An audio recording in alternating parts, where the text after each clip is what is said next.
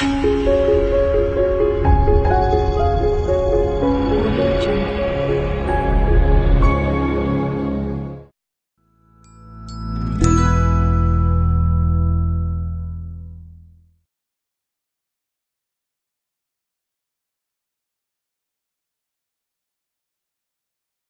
cuestión es que aquí estemos presentes institutos públicos, instituciones privadas, gremios profesionales, porque tenemos aquí el Colegio de Ingenieros, el Colegio de Arquitectos, que hayan además técnicos, expertos en la materia, que hayan estudiantes dando su versión creativa e innovadora de cómo deben ser las cosas, y de que hayan también varios niveles de gobierno, que esté el nivel nacional, que estén las alcaldías locales y que esté el nivel metropolitano.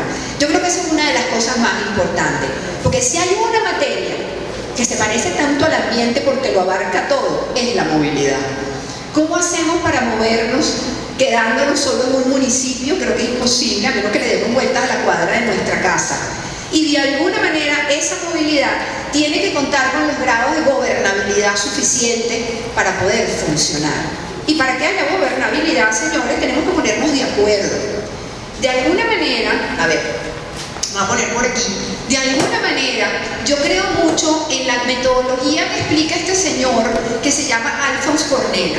Yo voy a invitar si no te va a dar tu artículo y a que se pasen para acá ustedes y puedan ver la presentación, creo que es lo más lógico. Okay.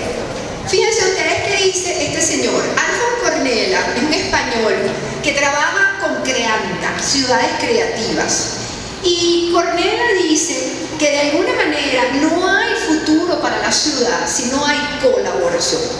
Y por colaboración, co-city, es todo aquello que empiece por co, porque tiene que haber conciliación de fuerzas, tiene que haber coordinación de voluntades, tenemos que sellar convenios que se lleven a la práctica, no convenios que se queden en letra muerta.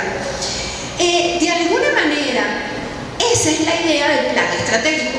Un plan estratégico es un pacto de ciudad.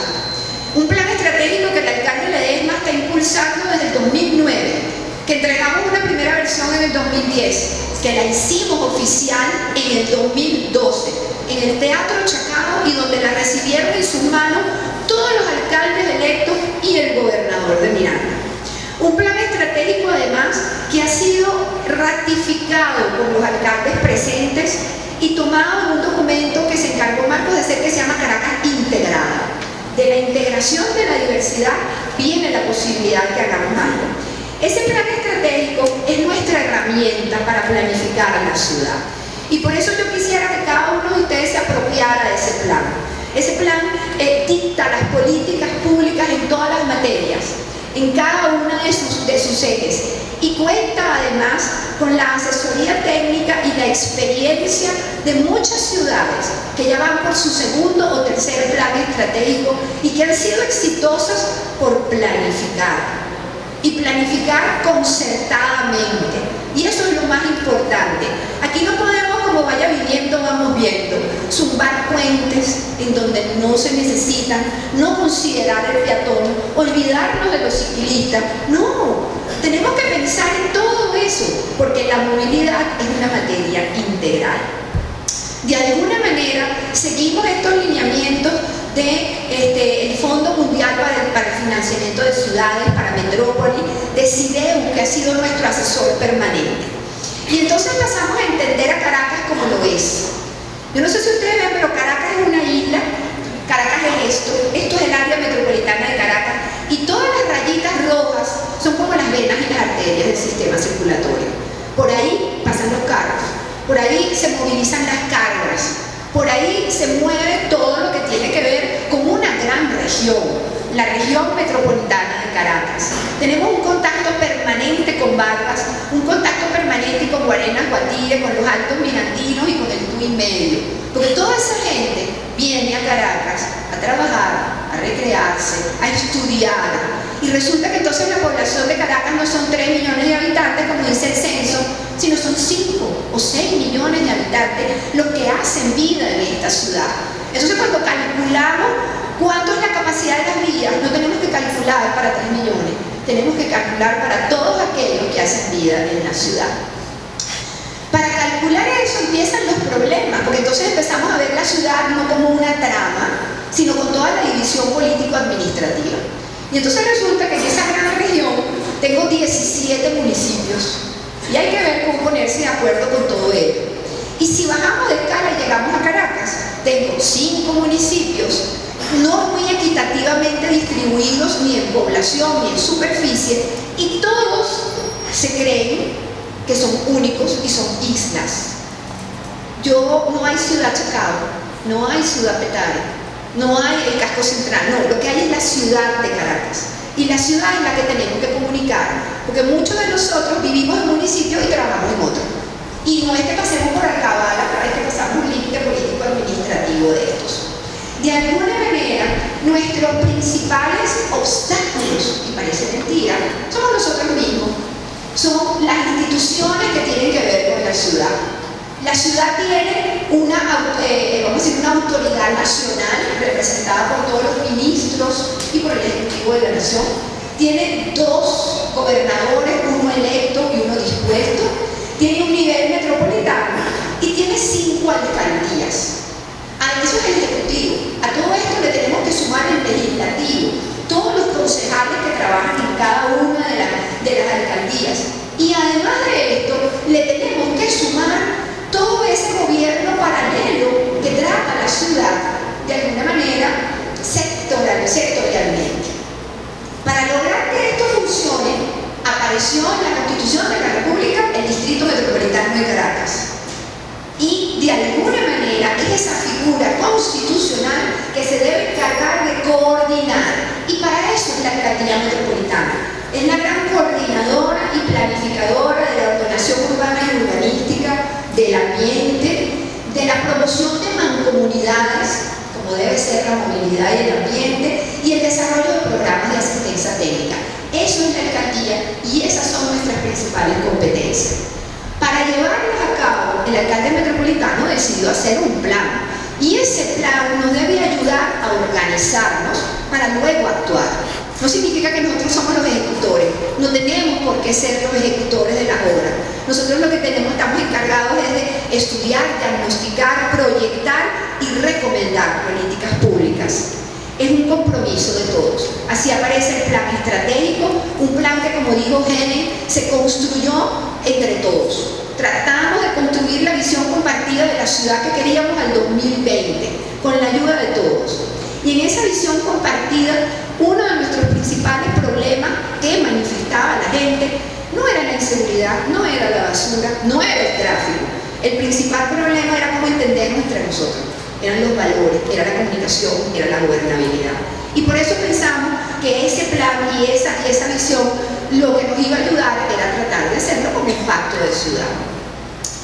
Tenemos la colaboración de mucha gente, locales, internacionales, nacionales, de todos los niveles, de la sociedad civil, de las universidades, de los gremios y las cámaras.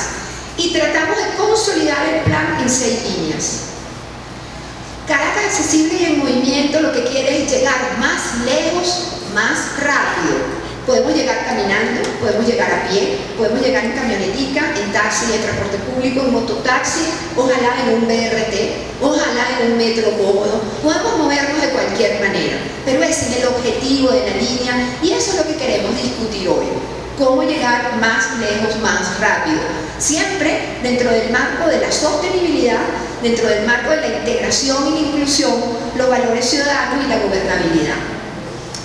La línea Accesible y en Movimiento, de la cual va a detallar Edil Cristian y la presidenta Inmetra después, es una línea integral. Es una línea que no solo se basa en la infraestructura vial. La solución para movernos no es construir más vías, no es construir elevados, no es construir segundos pisos de autopista. No. La solución de la movilidad tiene que ver con el transporte público, con la movilidad no motorizada. Ayer tuvimos un foro magnífico en la Universidad Simón Bolívar de movilidad no motorizada y además es la tendencia mundial. Tenemos que desincentivar el uso del carro y promover al peatón y a la bicicleta. Es igualmente importante la gestión de la movilidad. En Caracas se necesita una autoridad única, una mesa de trabajo donde se siente el metro, el INTTT, las alcaldías, todas y digamos juntos qué hacer. Ese es lo ideal. Y también tenemos que resolver todos los temas legales, actualización de ordenanzas y normativas. Y por supuesto, educar, porque todo esto tiene que comenzar desde chiquiticos, en que empecemos a aprender, como nos enseñaban en moral y cívica, los que son contemporáneos conmigo y la tuvieron, en cómo se deben hacer las cosas. Cada una de las líneas tiene unos recursos, unos objetivos muy precisos. Yo los invito a que bajen el documento de la página de la alcaldía o de la página del Instituto Metropolitano de Urbanismo y que lleguemos a lo que queremos hoy y a lo que Helen enfatizó. Hoy tenemos ciudad, pero no tenemos alcalde. Para tener gobernabilidad tenemos que tener alcalde. Y por eso no puedo dejar de recordárselo. Estamos aquí tratando de llevar adelante la gestión metropolitana y gracias a todos ustedes por estar con nosotros. Muchísimas gracias y ahora les quiero poner un video para que ustedes vean qué diversa es la población y qué diversos son los criterios. Hay un grupo de estudiantes del taller vertical de la Universidad Simón Bolívar, de la carrera de arquitectura, que hizo un trabajo final entre los niveles 7, 8 y 9, los trimestres, o sea, están casi por graduarse ellas. Y yo quiero que vean esta visión, porque esa es la visión de un ciudadano. Es la visión de quien quiere la ciudad y quiere llegar a tener la calidad de vida que se merece. Reconexión de la ciudad a través del río Guaire.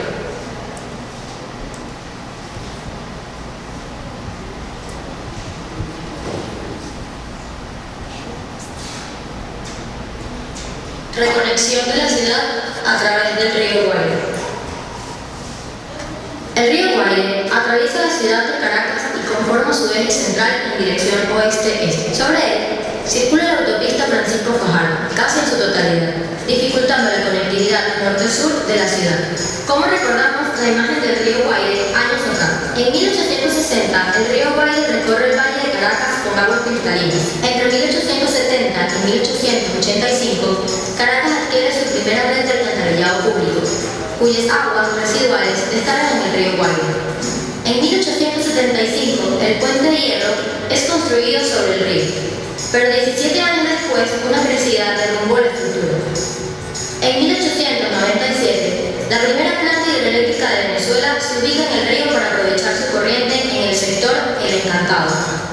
Entre 1940 y 1960, se canaliza el Guaire entre el puente Moedano y el puente San Antonio. A su vez, fueron construidos los colectores en los márgenes del río para recibir las aguas servidas de la ciudad.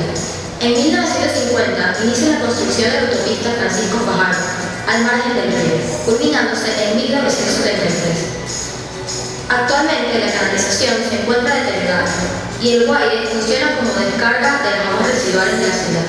Los colectores marginales no son utilizados y las descargas pasan directamente a contaminar el río. Además, las viviendas informales ocupan ambos márgenes de la quebrada y sus causas acumulan desechos que aumentan la vulnerabilidad de la zona y el riesgo de inundación. Geográficamente, el río Guaire se ubica en el estado Miranda. El río surge de la unión de los ríos San Pedro y Macará, a 976 metros de altura sobre el nivel del mar. Termina en el río Tuy a 158 metros sobre el nivel del mar, que luego descarga sus aguas en el mar Caribe, entre el río Chico e Higuerota. El recorrido que hace el río Guaire dentro de Caracas comprende 35 kilómetros de distancia, desde las puntas hasta el Encantado, de los cuales solo 32 kilómetros se encuentran canalizados, a través de un sistema con 10.5 metros de altura y anchos variables. A lo largo del río surgen condiciones diferentes en cuanto al contexto urbano.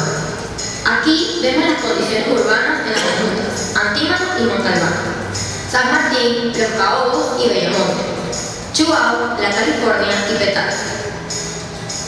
El río Guaire es un elemento natural del sistema ambiental de la ciudad. Sin embargo, ha sido utilizado como una gran cloaca urbana, limitando su capacidad de purificación. También es un sistema dinámico con volúmenes variables que en ocasiones pueden producir desbordamientos. Los márgenes del río Guaire tienen 17 colectores de agua servida, de las cuales solo 7 son utilizadas, es decir, 20% de las aguas residuales en las áreas urbanizadas llegan a los colectores. El 80% restante es vertido directamente en el río. Adicionalmente, las áreas de asentamiento informal vierten el 100% de sus aguas residuales en quebradas que eventualmente llegan al río. ¿Cómo revertir esta situación y recuperar la salubridad del río? Podemos comenzar comenzar con exigir a todas las propiedades en las áreas urbanizadas la correcta conexión con los colectores existentes y enfocar la atención en los barrios asentados sobre quebradas. A medida que el río avanza, recibe las aguas residuales vertidas en las quebradas y progresivamente aumenta el nivel de contaminación del río. Actualmente existe un proyecto de saneamiento en fase de implementación. Adicional a ello, se podrán instalar colectores en cada barrio para las aguas servidas y llevarlas a una planta de tratamiento en el Encantado. Las quebradas quedarán menos contaminadas y niveles restantes de impureza podrán ser mitigados con estrategias de filtración y purificación. En cuanto a las inundaciones, un registro de principales noticias indican 4 principales zonas afectadas por desbordamientos del río, que son La Yaguara, Quinta Crespo, Bellomonte, a la altura del Puente de las Mercedes y Petare. Existen estrategias para disminuir la cantidad de agua que llega al río y a las quebradas por drenajes fluviales como los jardines de lluvia y las lagunas de amortiguación. Una vez recuperado el río Guayco, ¿puede la ciudad realmente disfrutarlo con la presencia de la autopista Francisco Fajardo? La autopista Francisco Fajardo atraviesa la ciudad de Caracas sobre el eje del río Guayco, desde su nacimiento en las adjuntas hasta el distribuidor El Pulpo, a nivel de Bellomonte. Las primeras fases de la autopista se construyeron en 1950. El distribuidor El Pulpo existe desde el año 1960. 6 años después comienza la construcción de la autopista Prados del Este y del distribuidor Cien Pies. En 1970 se construye un segundo piso en la autopista Francisco Fajardo como respuesta al aumento de tráfico, la cual culmina en 1973. Este mismo año se inaugura el distribuidor Cien Pies y la autopista Prados del Este. Con esto, la ciudad comienza a tener una mejor movilidad vehicular y sus infraestructuras fueron de gran auge en Latinoamérica. En la actualidad, los usuarios de la autopista sobrepasan su capacidad. La vía ha dejado de ser expresa y en vez la caracteriza un alto nivel de tráfico casi de forma continua. ¿Qué pasaría si se plantea una nueva manera de moverse en la ciudad? El siguiente esquema representa el tráfico actual de la autopista Francisco Fajardo. El Plan 2020 de la Alcaldía Metropolitana sostiene que gracias a nuevas vías periféricas, el uso de la bicicleta y mejor transporte público, el tráfico disminuirá un 21%. Además, la prolongación de la avenida Boyacá hasta la autopista Caracas-La Guaira servirá a vehículos que atraviesan el país y así disminuir el tráfico sobre la Fajardo 5% más. Por último, al tomar en cuenta el aumento del precio de la gasolina, habrá 24% menos vehículos en circulación.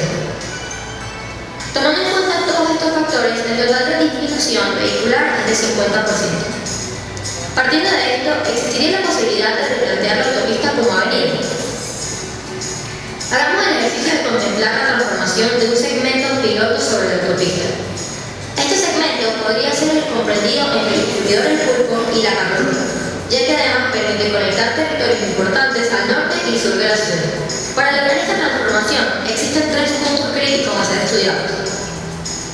En el distribuidor El Pulpo, la transformación de la autopista en la avenida libera un espacio sobre el margen norte del río, que puede ser aprovechado para implementar una ciclovía, un parque lineal, áreas verdes y nuevos usos. En el área del Puente de las Mercedes, la avenida crea una conexión a nivel del suelo con la calle transversal, eliminando la condición de puente. Igualmente, el elevado de la Río de Janeiro también es eliminado, ya que permite ganar mejores conexiones peatonales. Por último, en el distribuidor Cien Pies, prevé una nueva conexión entre la Río de Janeiro y la continuación de la autopista Francisco Fajardo en dirección este, y con la autopista Prados del Este en dirección sur. La nueva vialidad funciona a partir de un par vial entre la avenida Francisco Fajardo del lado norte, que viaja en dirección oeste, y la avenida Río de Janeiro del lado sur, en dirección este, similar al río Chingechón en Seúl, que fue recientemente transformada la autopista en avenida, además de parque lineal. Al desaparecer la autopista, surge la oportunidad de mejorar las conexiones norte-sur en la ciudad. ¿Cuáles son las actividades que actualmente existen en ambos lados del río? Existen usos institucionales, comerciales, académicos, culturales, religiosos, plazas y zonas verdes. A ello sumamos los recorridos de diversos medios de transporte público y la ubicación de las quebradas. El mapa permite reconocer grandes focos de actividades en la zona. Los lugares de acceso público en Caracas pudieran tener mejores conexiones entre ellas y formar así una extensa red de espacios públicos.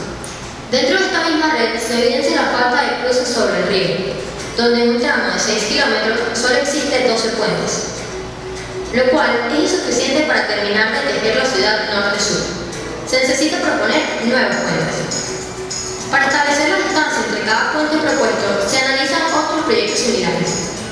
Promediando los puentes por kilómetro en cada uno de estos referentes, vemos que debería haber 3 puentes por kilómetro, por lo cual, en 6 kilómetros del río Guaire, óptimamente habrían al menos 18. Una vez establecidos los nuevos puentes, surgen 6 principales ejes transversales, que son el eje Parque Los Pavos, el eje La Provisora, el eje Plaza Las Delicias, el eje Country Club, el eje CCCT y el eje La Carlota. Eje La Provisora. Dentro del contexto se identifican 3 oportunidades: realizar y limpiar la quebrada San Juan y el aprovechamiento de los espacios resultantes producto del replanteo de la autovía. En vista del problema que representan en las zonas de inundaciones, se plantean 3 acciones: la retención de las aguas, la creación de una infraestructura y el aumento de la permeabilidad del suelo. En la quebrada San José se plantea la construcción de una infraestructura que permita limpiar la quebrada y hacerla visible dentro de la zona. En el primer espacio, producto de la nueva avenida, se propone la creación de lagunas de retención que capten las aguas provenientes de la quebrada antes de su llegada al río. En la segunda zona se desarrolla un espacio para la contención de las aguas del río cuando éste aumenta su nivel en temporadas de lluvia. Eje Bellomonte. En el área de trabajo se encuentra planteado el proyecto para la estación de metro de Bellomonte, que forma parte de la nueva línea de metro de Caracas. La presencia del sistema de transporte público más importante de la ciudad representa 2 oportunidades. La primera, generar conexiones al norte con el Boulevard de Sabana Grande. La segunda, relacionar diversas formas de movilidad. Se plantea una plaza que reciba los flujos correspondientes a las distintas movilidades de la zona. La propuesta de equipamientos e infraestructura en los existentes volúmenes del metro dan soporte a las actividades peatonales. El espacio público funciona como nodo para el cambio de movilidad. Eje Plaza Las Delicias. Resulta interesante la posibilidad de intervención en distintas parcelas planas de la zona, que miran al río gracias a la intervención sobre la autopista, y como nuevos usos propuestos para la misma, generan una nueva dinámica y alcance del paseo para la ciudad. Se plantean 2 acciones principales para la zona de estudio: la reutilización de terrenos ubicados en parcelas planas, creando nuevos espacios públicos y culturales, que a su vez utilicen el agua de lluvia recolectado en calles como recursos. La caracterización del nuevo borde urbano que aparece frente al río y la posible generación de bulevares y comercios en plantas bajas de edificios existentes, dotando a la ciudad de un nuevo carácter a orillas del río.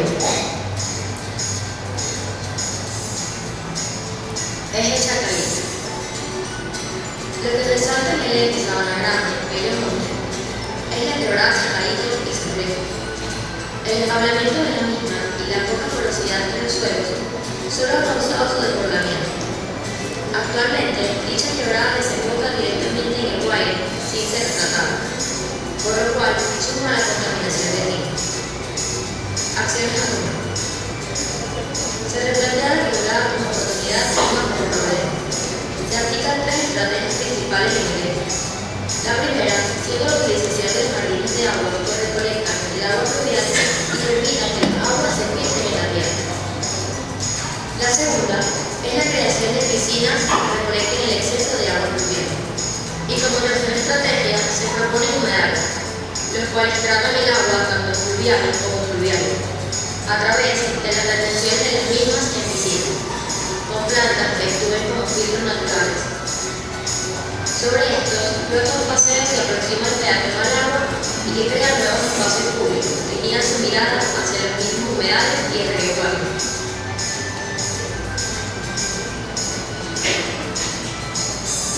Eje Las Mercedes. Actualmente, este eje presenta un gran flujo peatonal al conectar los solos de Chacarito y el Rosal con Las Mercedes. Al plantearse la autopista como avenida, se presenta la oportunidad de dar mayor fuerza a este eje, mediante acciones que resalten su valor actual. Se plantea un tratado de aceras para acondicionarlas como espacio más que como lugar de paso. El reconocimiento de la actual puente de la Mercedes y remodelación del actual edificio comercial que recibe el eje en entrada de las Mercedes. Además, se plantean espacios y equipamientos orientados a motivar el uso de la bicicleta como medio de transporte en la ciudad, junto con infraestructuras como cafetines, paradas de autobuses y puentes.